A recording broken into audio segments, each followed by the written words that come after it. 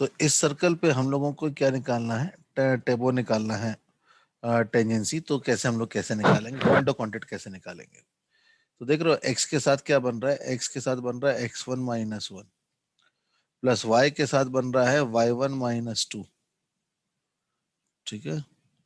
Plus तीसरा क्या बन रहा है, इक्वस टू x1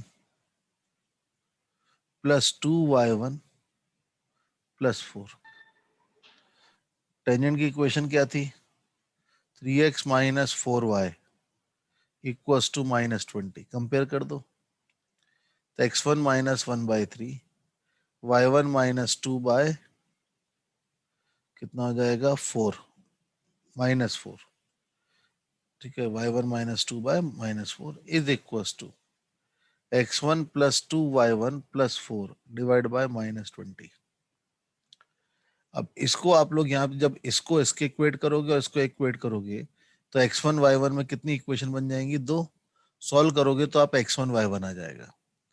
तो इस तरह से आप क्वेश्चन कर देखो। अब यहाँ पे जब हमने स्टैंडर्ड सर्कल में बात करी कि x² + y² = 25 पे ये लाइन टेंजेंट है, तो हमने टेंजेंट की इक्वेशन वैसे ही मानी। तो लेकिन यहाँ पे जो इक्वेशन बन रही हैं वो इक्वेशन ज्यादा आसान बन रही हैं, ठीक है। This equations are far more easier to find. तो यहाँ पे एक लीनियर इक्वेशन बनेंगे, सॉल्व करेंगे, उससे अच्छा कि फुट ऑफ परपेंडिकुलर निकाल लेंगे, ठीक है। तो इस तरह से हम लोग इन क्वेश्चंस को कर सकते हैं। क्लियर है? तो parametric form, point form, slope form, इसकी बात हमारी हो गई थी। चौथा फॉर्म जो बहुत सारी चीजों को ओपन करता है, fourth thing which opens a lot of things, that is called as equation of tangent from a point. तो ये पॉइंट फॉर्म से अलग कैसे है? पॉइंट फॉर्म में जो आपको कोऑर्डिनेट दिया जाता था वो सर्कल के ऊपर लाई करता था, लेकिन अभी हम जो बात कर रहे हैं वो क्या बात कर रहे हैं,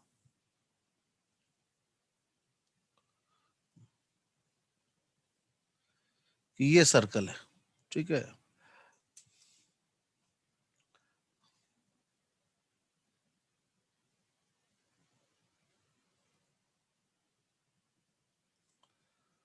और ये टेंजेंट था, ठीक है। अब मैंने आपको क्या दे दिया, एक पॉइंट दे दिया, ठीक है ना। मतलब क्या दे दिया कि एक पॉइंट ही दे दिया कि ये रहा भाई कोई पॉइंट पी, ठीक है। और इस पॉइंट पी से आपको क्या करना है, टेंजेंट बनाना है। You have to find the, अब जो पॉइंट दूंगा वो पॉइंट ऑफ टेंजेंसी नहीं होगा, ये वाला पॉइंट नहीं होगा, वो पॉइंट कोई दूसरा पॉइंट होगा जो टेंजेंट पे लाई करेगा। तो अगर ऐसा कर दिया जाए तो आप उस केस में क्या होता है, ठीक है। Just a minute.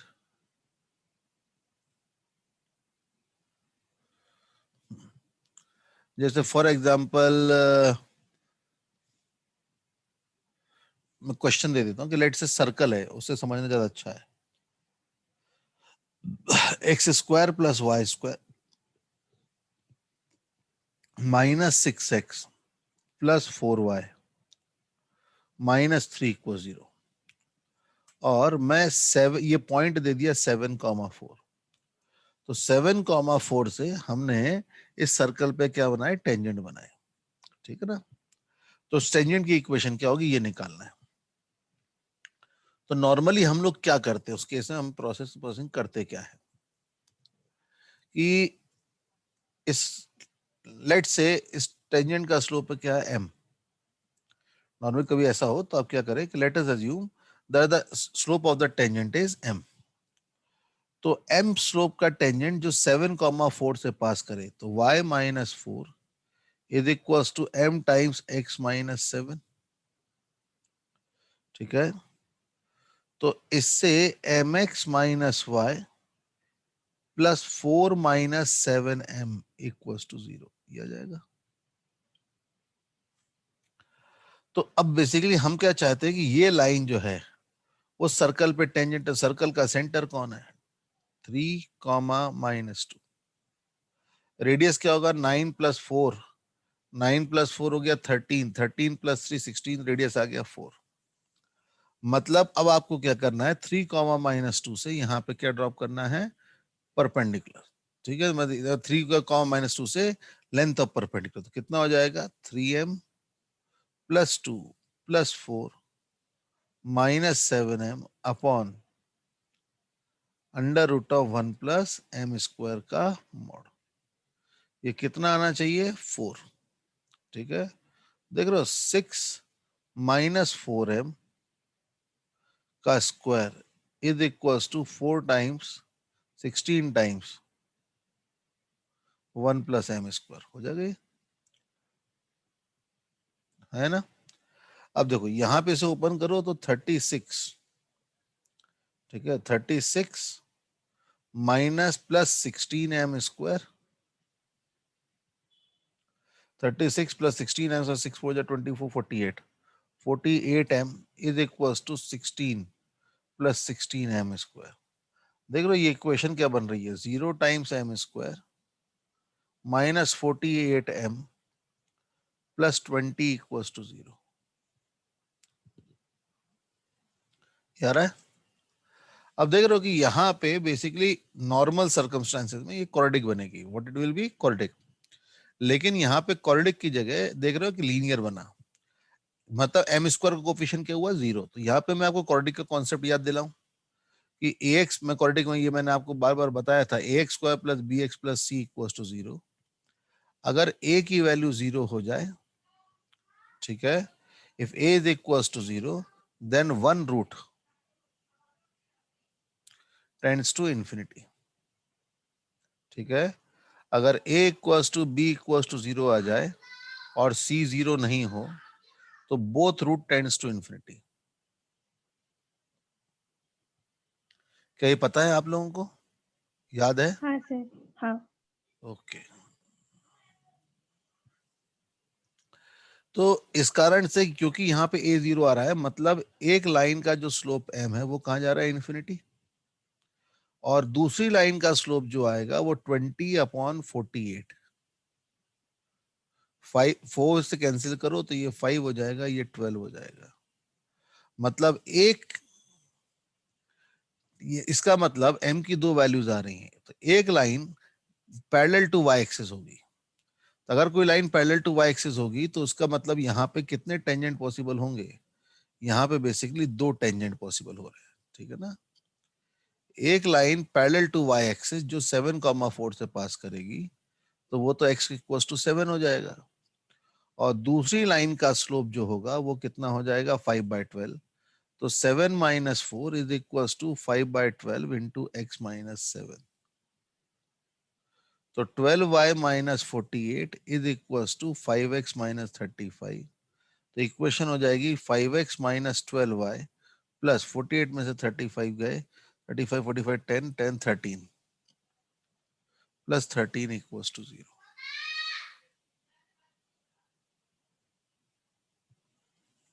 ठीक है,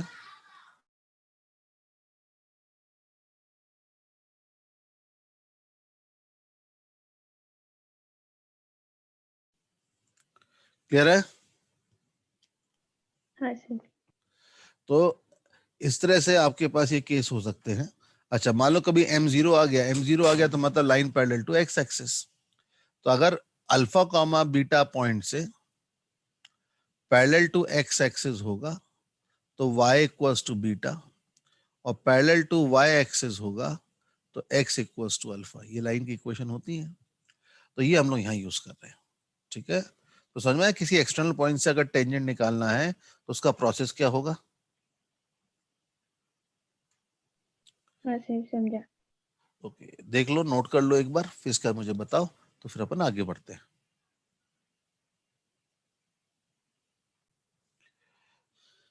इसी चीज को अगर जनरलाइज फॉर्म में बात करें, और ये भी आपको समझ में आ गया कि जो स्टैंडर्ड के लिए निकलेगा वो सबके लिए वैलिड हो सकता है, बस क्या शिफ्टिंग ऑफ ओरिजिन करनी है। ठीक है, तो हम लोग इस कारण से standard circle x square plus y square equals to a square मानते हैं। ठीक है ना, अब मान लो बाहर एक पॉइंट था अल्फा कॉमा बीटा, वहां से हमने टेंजेंट बनाए। अगर हम वहां से टेंजेंट बनाएंगे तो हम दो तरह से बढ़ सकते हैं। या तो हम लोग टेंजेंट की इक्वेशन लिखें, कितने टेंजेंट का, कि मान लो जो भी सर्कल था, ये सर्कल था, इस पॉइंट से हम लोग इस पे टेंजेंट बना रहे हैं।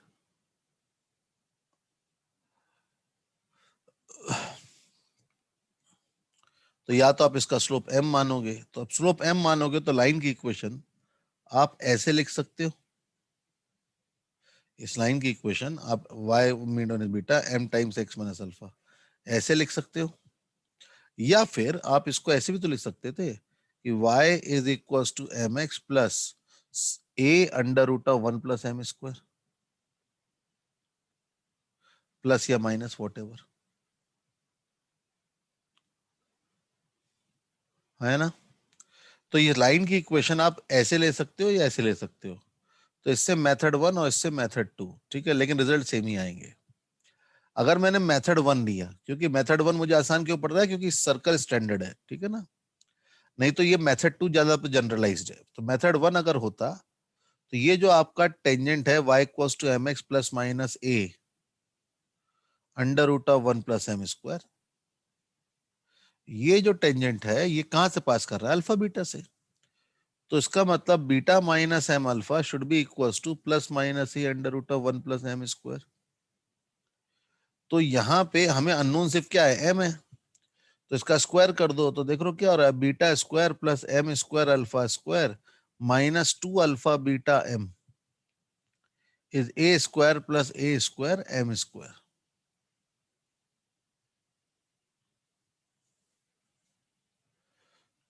ठीक है,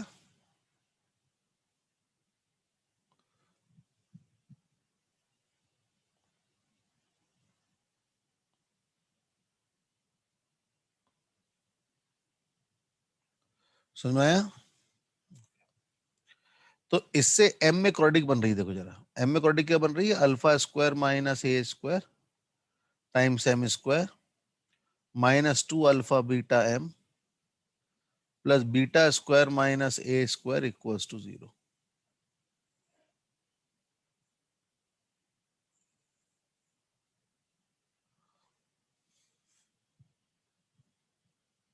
ठीक है, तो यहां से ये क्वाड्रेटिक बन गई।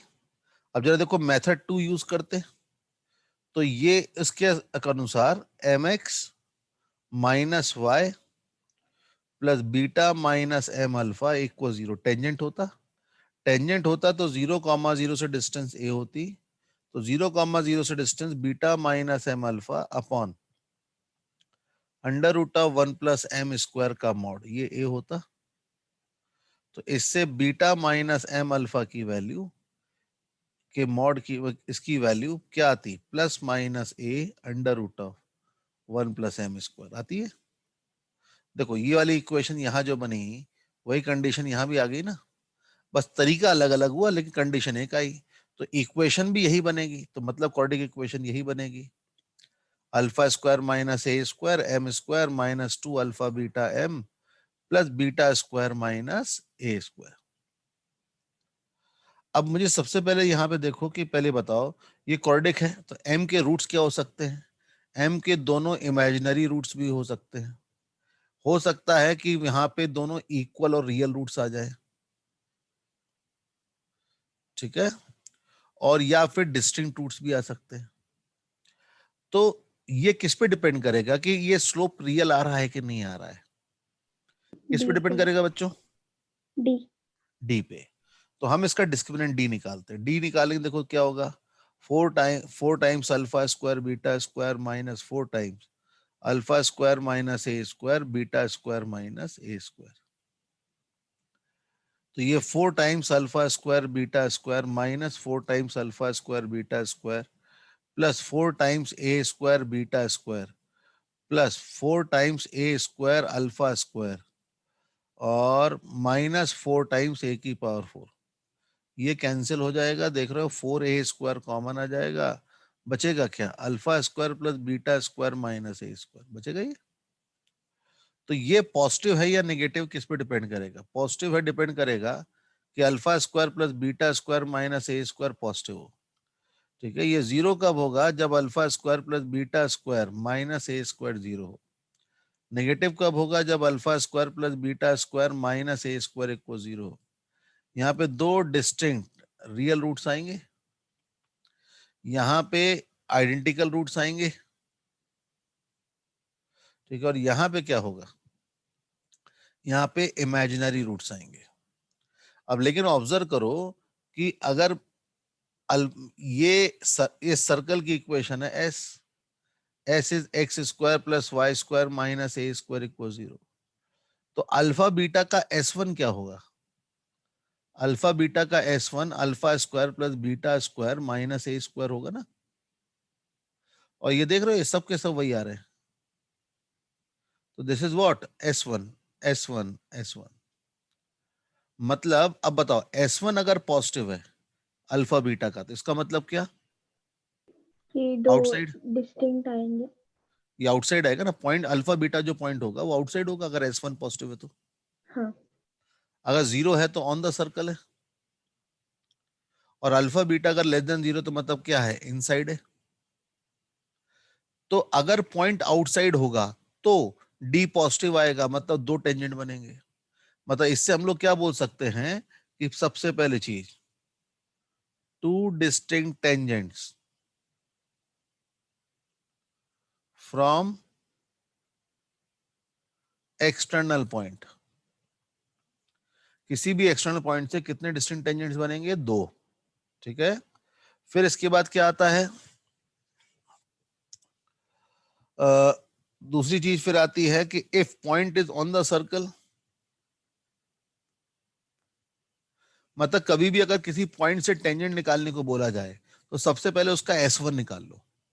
अगर S1 बाहर है तो हम क्या बोलेंगे कि भाई दो टेंजेंट बन सकते हैं, तो फिर हम ये पूरी राम कहानी करेंगे। अगर S1 0 आ गया, इसका मतलब क्या, point is on the circle, तो एक ही टेंजेंट बनेगा। लेकिन वो टेंजेंट निकालने का तरीका तो हमें ऑलरेडी पता है, टी इक्वल 0। उस केस में आपको इसकी जरूरत ही नहीं थी। आप उस केस में सर्कल की टेंजेंट की equation alpha x plus beta y minus a square equal to 0 सीधे सीधे बोल सकते हैं। क्यों, क्योंकि उस पॉइंट पे alpha beta will be the point of tangency. Alpha अगर S1 0 है तो अल्फा बीटा ये वाला पॉइंट हो जाएगा ना। तो आप टी को 0 से निकाल दोगे, जो हमने कल पढ़ा था। समझे? हाँ सर। ओके। और लेकिन तीसरी चीज कि अगर S1 नेगेटिव है, मतलब पॉइंट इनसाइड द सर्कल, ठीक है, पॉइंट इनसाइड द सर्कल, तो क्या होगा,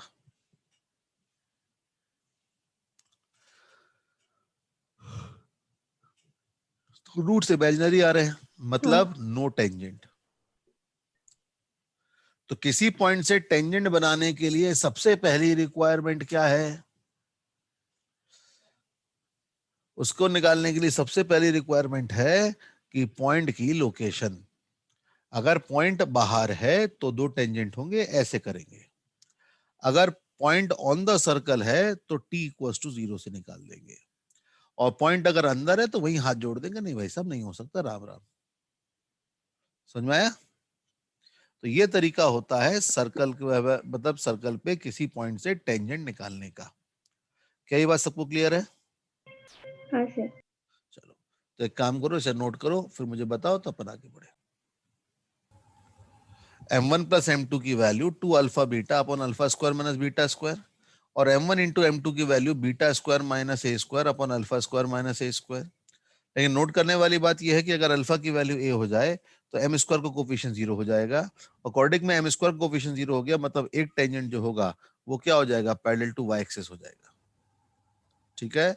और अगर बीटा स्क्वायर ए अगर बीटा ऑर्डिनेट रेडियस के बराबर हो गया तो देख रहे हो कि लास्ट में C0 मतलब कांस्टेंट टर्म 0 हो जाएगा।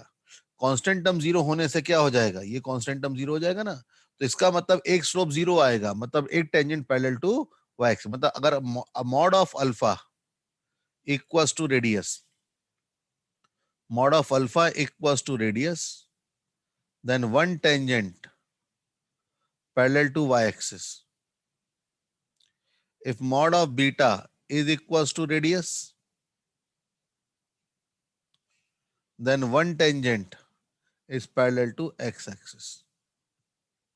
तो ये ऐसी ट्रिक है जो आप पॉइंट देख के थोड़ा पहचान सकते हो, ठीक है ना, क्योंकि ये ऑब्जेक्टिव में बहुत आता है कि टेंजेंट निकालने की दिक्कत नहीं है, लेकिन ये कई लोग घबरा जाते हैं, ये चीजें ध्यान नहीं रखते हैं। और इन्फिनिटी आ गया, 0 आ गया, अब क्या करेंगे, एक ही आ रहा है, नहीं, तो ये ध्यान रखना, ठीक है।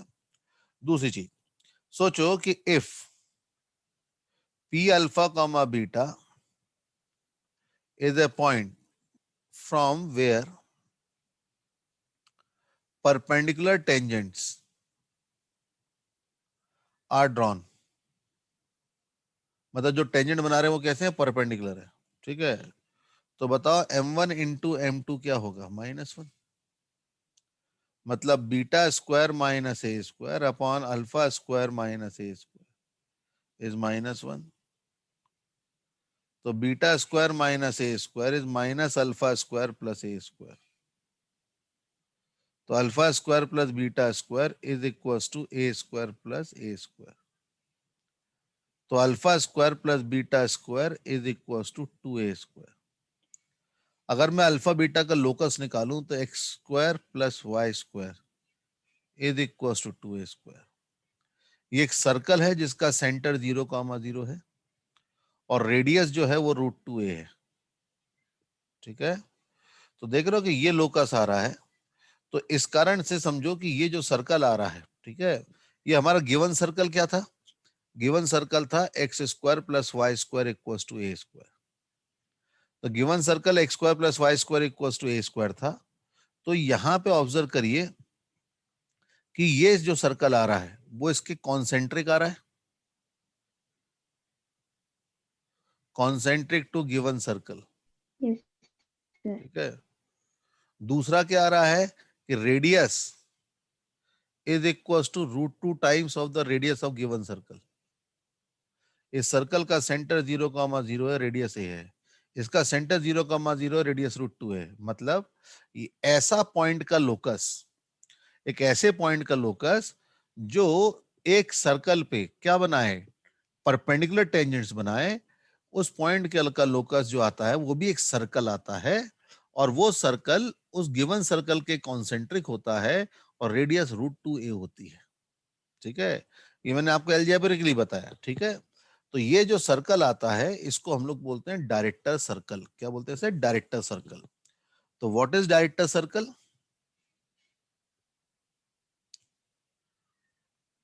Director circle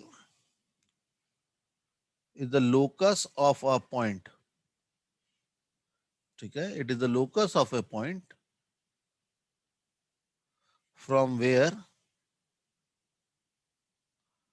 perpendicular tangents can be drawn, जहां से परपेंडिकुलर टेंजेंट ड्रॉ कर सकते हैं, ठीक है। या फिर आप ऐसे भी बोल सकते हो, it is the locus of a point where perpendicular tangents intersects. तो दो परपेंडिकुलर टेंजेंट हमेशा कहाँ इंटरसेक्ट करेंगे, डायरेक्टर सर्कल पे, ठीक है। और लोकस ऑफ, अगर ऐसे पॉइंट का लोकस जहां से परपेंडिकुलर टेंजेंट बना सकते हैं वो भी क्या होगा, डायरेक्टर सर्कल, ठीक है।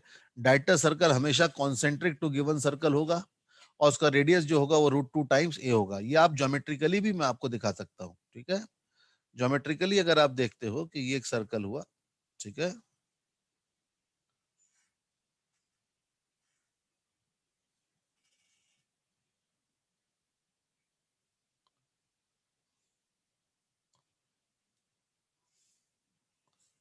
अरे बाप रे, ये क्या हुआ।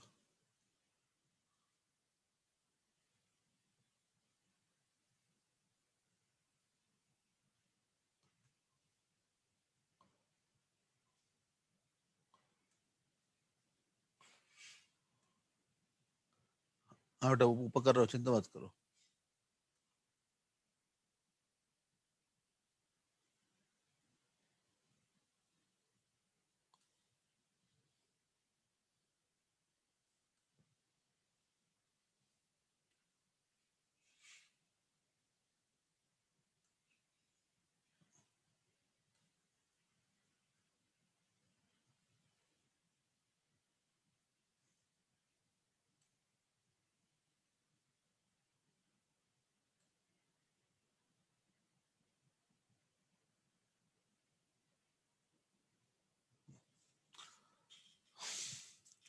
देखो वो मैं लिखने के लिए पूरा टाइम दूंगा, अभी पहले समझ लो, अपन बात कर रहे हैं कि ये सेंटर दोनों का सेम है, ठीक है ना, ये सेंटर दोनों का सेम है।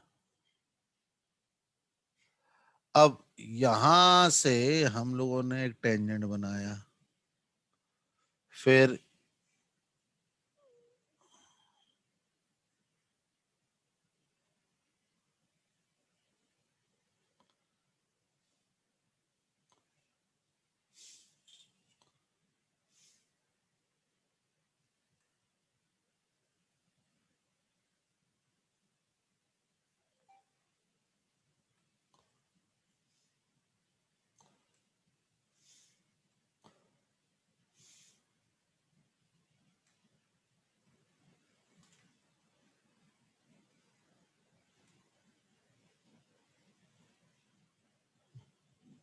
ऐसे, ठीक है।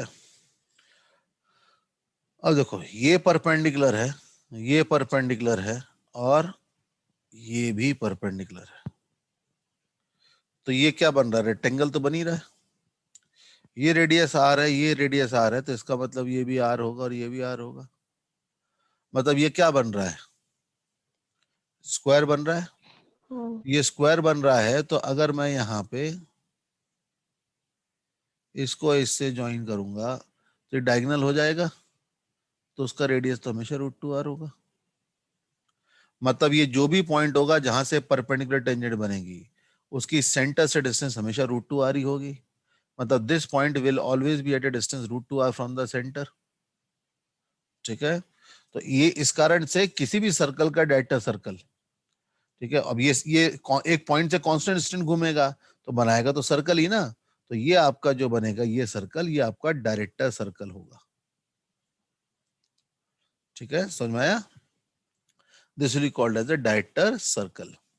ये बड़े काम की चीज है, क्योंकि जब भी आपको कोई बोला जाए कि किसी पॉइंट से क्या निकालो, किसी पॉइंट से सर्कल पे टेंजेंट बनाए, ठीक है, और टेंजेंट बना के फिर बोला कि ये टेंजेंट बनाए, और इसका जैसे कि मान लो फॉर एग्जांपल अगर मैं तुमसे बोलता हूं कि x² + y² = 2, ये सर्कल है, ठीक है। अब मैंने तुमसे बोला कि √3, 1, ठीक है, √3, 1 से मैंने इस सर्कल पे क्या बनाया, टेंजेंट बनाया। √3, 1 से सर्कल पे टेंजेंट बनाए, find the angle between them. तो आप क्या करोगे, आप m1 निकालोगे, m2 निकालोगे, फिर दोनों के बीच का m1 - m2 अपॉन, देखो अभी आपको ऑलरेडी पता था ना कि m1 + m2 क्या होगा, 2α β upon α² - a²। m1 into m2 पता था आपको कितना, β² - a² अपॉन α² - a², ठीक है। तो आप यहां से क्या निकाल सकते हो, m1 - m2 upon 1 + m1 m2। लेकिन देख रहे हो इसे माथा पच्ची बहुत है, यहाँ पे दिक्कत आपको ज्यादा होगी। तो कोई आपसे वो चेक नहीं करना चाहता कि आपको ये आता है कि नहीं आता, सब चेक करना चाहते कि आपको समझ में आता है कि नहीं आता है। अगर आपको डायरेक्टर सर्कल आता है तो आप क्या चेक करोगे कि भाई देखो ये पॉइंट है, इसका डायरेक्टर सर्कल कौन होगा, x² + y² = 4। इसका रेडियस कितना है, √2, √2 का √2 कितना, 2, 2 का स्क्वायर 4। अब बताओ √3, 1 इस पे लाई कर रहा है, हाँ लाई कर रहा है, क्योंकि 3 + 1 = 4, तो 4 = 4 आ रहा है। तो मतलब ये वाला जो पॉइंट होगा वो किस पे लाई करेगा, डायरेक्टर सर्कल पे। और डायरेक्टर सर्कल से कितने जो भी टेंजेंट्स बनेंगे उनके बीच का एंगल कितना बनेगा, 90 आएगा। है तो डायरेक्टली आंसर बोल दो कितना, π/2। तो कोई आपसे ये बहुत कम करवाता है, और कभी ये करने की जरूरत भी पड़ी तो और भी तरीके हैं, इससे बड़े छोटे तरीके और तरीके हैं, लेकिन still this is the better one. जब भी आपको कभी किसी एक्सटर्नल पॉइंट से, पर ध्यान देना टेंजेंट एक्सटर्नल पॉइंट से ही बनेंगे, नंबर एक।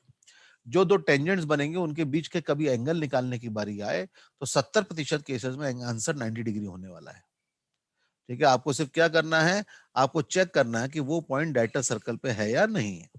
अब कुछ लोगों के दिमाग में चल रहा होगा कि सर अगर चलो डायरेक्टर सर्कल पे 90 हो गया बहुत बढ़िया, लेकिन अगर 90 डिग्री नहीं आया तो क्या होगा, तो भी आपको आइडिया लग जाएगा। कैसे आइडिया लग जाएगा, सोचो।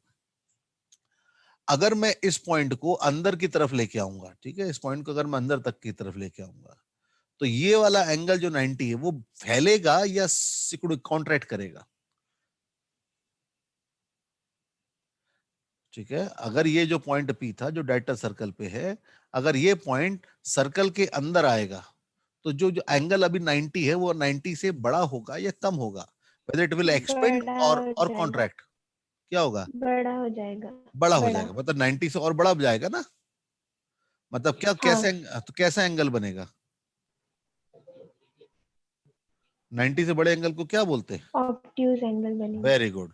इसका मतलब अगर कोई पॉइंट, अगर आप पॉइंट की लोकेशन ही चेक कर लो तो आप क्या बोल सकते हो कि जितने भी पॉइंट इस रीजन में लाई करेंगे, किसमें, इस रिंग में, जितने पॉइंट इस रिंग में लाई करेंगे वहां से अगर मैं टेंजेंट बनाऊंगा तो वो टेंजेंट हमेशा ऑब्ट्यूज एंगल देगा, ठीक है। और अगर वो पॉइंट डायरेक्टर सर्कल के बाहर है तो बाहर से कैसा एंगल बनेगा, एक्यूट, यहां से क्या बनेगा, ऑब्ट्यूज, और इसके ऊपर से क्या बनेगा, राइट एंगल। तो तो आपको इसमें बहुत ज्यादा चांसेस हैं कि मान लो एक्यूट एंगल आने वाला है, ठीक है, तो आपको एक ही ऑप्शन मिल जाए कि एक्यूट एंगल है, तो आपको क्वेश्चन बगैर करे सॉल्व कर सकते हो, ठीक है। अब ये ट्रिक नहीं है बेटा, ये तो सिंपल ऑब्जर्वेशन है, हार्ड कोर फंडामेंटल है जो मैं आपको बता रहा हूँ, और आपको अभी इतना सब कुछ करने का समझ में भी आ रहा होगा कि हाँ यार ऐसा तो होगा। तो जो मैथमेटिक्स में ट्रिक्स नहीं होती, मैथमेटिक्स में सिर्फ अंडरस्टैंडिंग होती है, आप कितने अच्छे से चीजों को समझते हो और क्या करते हो। मैं आपको कितनी भी ट्रिक बता दूं लेकिन आप वही ट्रिक काम कर पाओगे जिस ट्रिक को आपने खुद घर पे 3-4 क्वेश्चंस में यूज करा है, ठीक है। यहां तक बात सबको क्लियर है, हाँ है ना। Yes if sir. A point outside director circle, the angle between tangents is acute. If point on director circle, then angle is equals to right angle. If point is on, sorry, inside director circle, but outside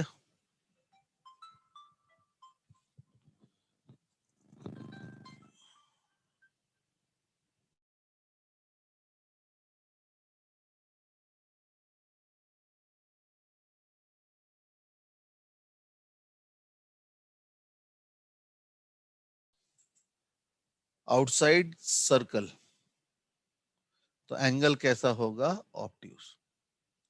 मतलब आपको जो भी point P दे रखा है उसका distance निकालो PC से, तो PC से जो डिस्टेंस है अगर वो R से लेके √2R के बीच में है तो ऑब्ट्यूज एंगल बनेगा। अगर PC लेंथ जो है वो √2R है तो आपका राइट एंगल बनेगा। और अगर ग्रेटर देन मतलब √2R टू इंफिनिटी है